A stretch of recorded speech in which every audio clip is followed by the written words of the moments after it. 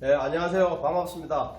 지난 일주일 동안 잘 지냈습니까? 코로나 사태로 해서 여러분 집에서 재택 수업한다고 고생이 많습니다.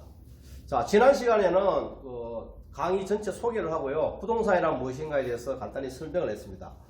오늘은 제2강 주택이란 무엇인가에 대해서 설명하도록 하겠습니다. 오늘부터 8강까지 주택정책론에 대해서 강의하도록 하겠습니다. 자, 차례입니다. 첫 번째, 주택의 개념을 보고요. 그 다음에 주택은 다양한 여러가지 개념적 유형이 있습니다. 그래서 그걸 다 본 후에 주택의 데피니션 정의를 하도록 하겠습니다. 여기까지가 2강 1차 시 강의가 되겠습니다. 그리고 4번 상품으로서 주택의 특성. 주택의 가장 큰 특성은 자본주의 세상에 상품으로서의 가치가 있는 거죠. 다섯 번째는 주택의 유니크한 속성 한 10가지 정도 보고요. 그리고 우리나라의 주택 문제 한 4가지 정도를 살펴보도록 하겠습니다. 첫 번째, 주택이란 무엇인가? What is housing입니다. 주택은 일률적으로 설명할 수가 없습니다. 그래서 학자분들이 주택의 개념을 다차원적이라 이렇게 표현을 했습니다. 멀티 디멘셔널 하다는 거죠. 정치, 경제, 사회, 시대적으로 다양한 하게 변하고 있죠. 그렇기 때문에 어느 한 학문으로 설명할 수 없고 사회과학이나 엔지니어 파트인 건축, 기계, 토목, 전기 이런 것도 포함을 해야 됩니다. 그래서 학제적이라는 표현을 씁니다. 그리고 현재 자본주의 시장 경제에서 가장 중요한 것이 주택의 어떤 교환 가치로서의 재산이죠. 그리고 또 하나 이재의 수단. 현재 주택을 가진 사람과 가지지 않는 사람의 격차가 굉장히 심하지 않습니까? 또 그럼에도 불구하고 주택 시장에서 주택을 구입할 수 없는 계층이 존재할 수밖에 없죠. 주택 소유 계층이라고 하는데 수요 계층은 아니죠. 이런 사람들을 위한 사회 정책적인 접근도 필요합니다. 우리가 흔히 우리 회사 많이 하고 있는 주거복지, 사용가치, 집합제적인 성격이 있는 거죠. 자, 여기서 개념을 좀 살펴봐야 되는데 주택과 주거의 개념이 있습니다. 주택은 사람이 사는 집이란 물리적 실체입니다. 비저러블, 눈에 보이는 거죠. 그러니까 주거는 어떤 곳에 자리 잡고 사는 것이라는 어떤 개념이 있고요. 이거는 심리적, 사회 문화적인 거고 인비지너블한 겁니다. 집이라는 거는 역사성이 있는 거죠. 공간적인 역사가 있습니다. 그걸 주로 주거로 보는 거고.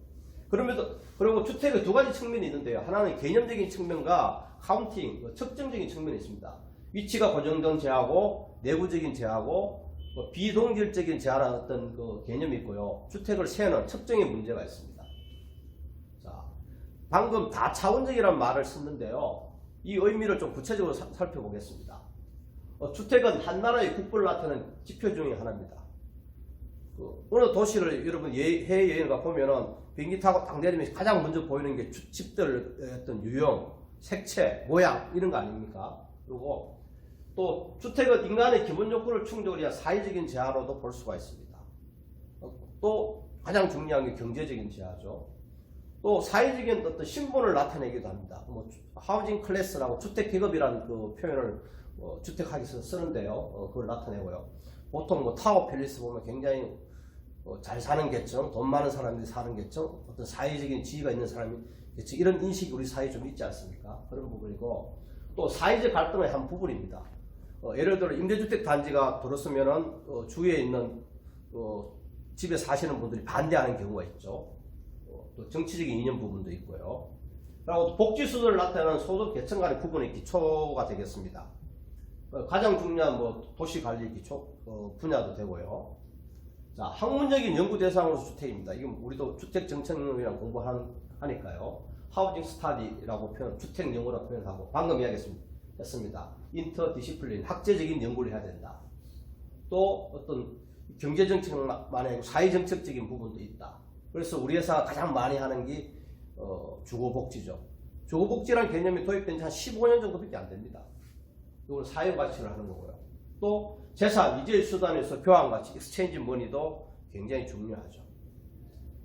자, 여기서 개념을 한번 정리하고 나면 가구와 가족이라는 게 있습니다. 가구는 하우스홀드죠.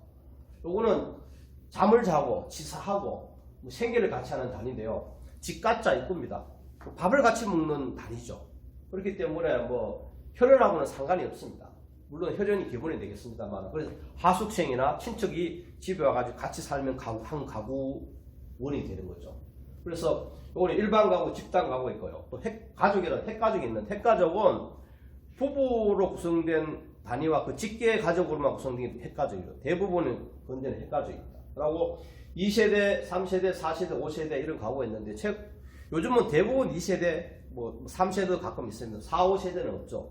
근데 중국에서 보면은 4세 동당이라 해가지고 4세대가 같이 사는 걸 가장 이상적인 가족 형태라고 생각을 합니다.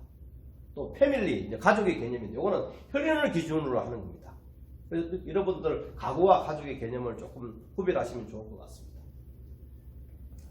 자, 주택의 유형입니다. 주택의 유형은 굉장히 다양합니다.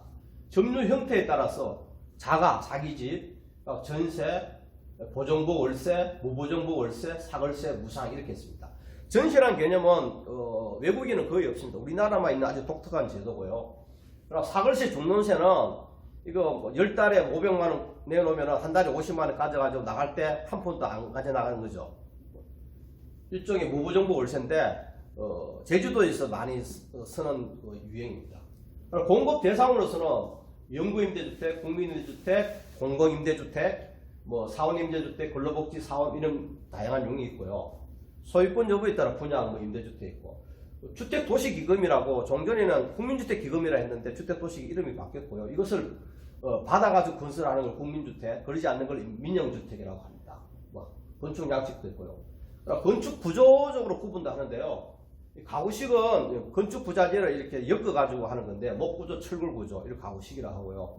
조적식은 벽돌이나 브로커를 쌓아가지고 이렇게 하는 겁니다. 일처식은 요즘 빌딩 짓 때 많이 보죠. 철골조, 뭐 철근 콘크리트 해가지고 그냥 붙는다든지 해서 짓는 거고. 조립식은 PC주택을 조립식입니다. 자, 높이에 따라 분류도 하는데요. 자, 저층은 5층이야, 중층은 6층부터 15층까지고, 15층 이상을 고층이라 합니다. 초고층 주택은 25층 이상을 초고층 주택이라 하는데, 우리나라는 1988년 상계동에 25층짜리 LH 옛날 주공에서 처음 지었습니다. 근데 이 초고층 아파트가 과연 바람직한가 하는 제가 쓴 칼럼이 강의 자료실에 있는데 여러분 한번 읽어보시기 바랍니다. 난방 방식도 개별 난방, 중앙 난방, 지역 난방 다양하게 있습니다. 자, 통계 센서상의 주택인데요. 이거는 이제 주택과 주택 이외의 거처로 구분합니다. 통계 센서서는 5년 단위로 한 번씩 이렇게 하는데요. 금년에 2020년, 2015년 했거든요. 2020년 금년에 11월 달에 아마 하게 될 겁니다. 자, 주택 있고요. 근데 여기에서는 주택을 영구 건물로 봤네요. 영구 건물이고 한 개 이상의 방과 부엌이 있어야 됩니다. 그리고 독립된 출입구, 또 거리 단위로 이렇게 돼야 되고, 여기서 대신에 방의 크기는 따지지 않습니다. 단독주택, 공동주택, 비주거용 건물내 주택 이렇게 하죠. 센서상에 또 주택 이의 거처도 따져보는데요. 숙박업소의 객실, 뭐 집단시설, 기숙사, 소녀원, 양로원 이런 게 있고요. 또 임시막사, 운막, 토굴, 뭐 지하철 역사, 쪽방, 고시원, 비닐하우스, 옥탑방 있는데 사실은 집이 아니지만은 사람이 사는데, 또 이제 이 센서상은 조사를 합니다. 거처란 말은요, 뭐 쉘터, 은신처, 안식처인데 사람이 거주하고 있는 모든 장소가 거처죠. 집의 가장 기본적이고 생리적인 기능은 거처입니다. 자, 재산세 입력 자료상의 분류가 있습니다. 이거는 단독, 농가, 연립 아파트인데요. 농가주택이 들어가 있는 게 특징적인 거예요. 왜 그러냐면은 농가주택은 재산세 매길 때 면세를 한다든지 감세를 해가지고 별로 안 되죠. 이거 특별히 혜택을 주는 거죠. 그런 부분이 있고. 자, 건축법상의 주택은 우리가 회사에서 많이 쓰죠. 단독주택과 공동주택이 있고요. 단독주택은 뭐 어린이집, 그룹홈, 공동생활가정, 지역아동센터 이런 것도 단독주택에 들어가고요. 다중주택, 다가구주택, 공간. 다가구주택은 단독주택이 들어갑니다. 밑에 공동주택이 다세대 주택은 공동주택이 들어가고요. 공동주택은 5층 이상이면 아파트, 연립 다세대는 4층 이하인데, 연립하고 다세대의 구분은 연면적이 660평방미터를 초과하느냐 그 이하냐에 따라 다르고요. 기숙사가 건축법상에는 공동주택으로 들어갑니다. 주택법상의 주택이 또 있습니다. 단독주택, 다중주택, 다가구주택 단독 들어가고 공동주택은 아파트, 연립, 다세대 주택이 있죠. 주택법상의 주택의 특징적인 것은 준주택이라는 게 있습니다. 주택 이외의 건축물과 그 부속 토지로서 주거용 시설을 이용 가능한 시설을 준주택이라고 표현했는데 최근에 생겼습니다. 기숙사가 준주택이 들어가고요. 고시원, 노인복지시설, 오피스텔 이런 게 준주택에 들어갑니다. 자, 공동주택 특별법상의 주택입니다.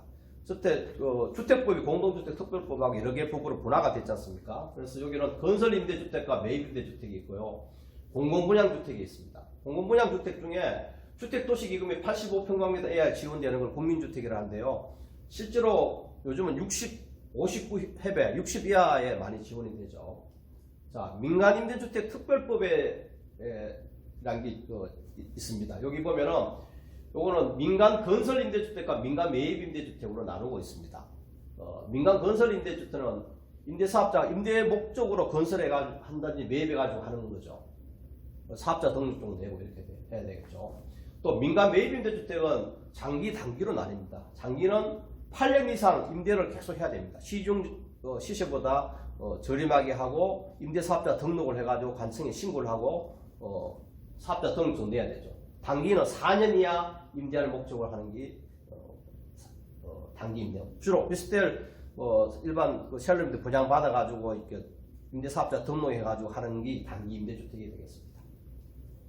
자, 공공지원 민간임대주택이라는 생소한 용어가 있는데요. 요거는 종전에 박근혜 정부 때는 뉴스테이라고 표현했는데 문재인 정부 돌아가지고 명칭을 바꿨습니다. 공공지원 민간임대주택인데 요거는 8년 정도 임대를 하고 분양을 하는데 임대할 때 임대보증금을 거의 분양가 유사한 수준으로 많이 받아요. 그리고 분양을 하고 이제 혜택을 사업자한테 많이 주는 건데 우리 회사한테 분양을 받아가 하기도 하고요. 직접 공공지원 민간임대 촉진지구를 건설해가 하기도 하고 또 용적률도 또 완화해가지고 사업성 좋게 해주고 그런 부분이 좀 있습니다. 자, 지금은 없는데 노태우 정부 때 1990년대죠. 그때 공급한 주택, 근로자주택이라는 게 있습니다.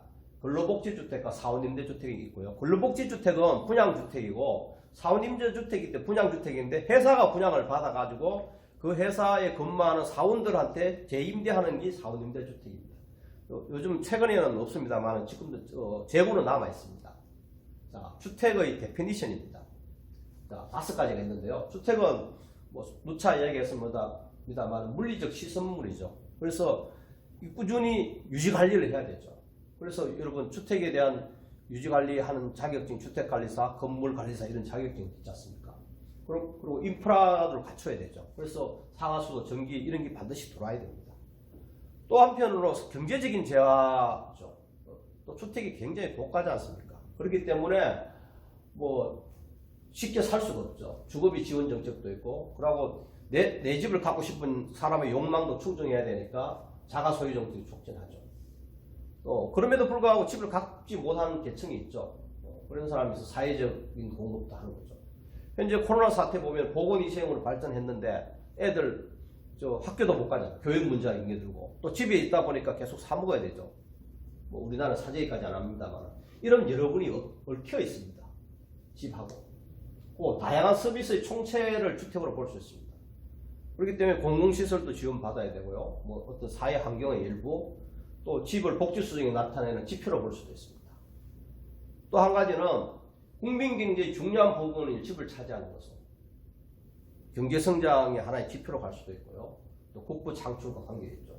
집은 고정 자산이기 때문에 눈으로 보입니다. 그리고 따지고. 그리고 생산 과정이 굉장히 깁니다. 그러니까 공급은 비탄력적인데 수요가 많으면 집값이 급격히 오를 수밖에 없죠. 내구성이 있습니다. 4, 50년 오래 가는 거죠. 이게 주택의 전반적인 데피니션이 되겠습니다. 여기까지 하도록 하겠습니다.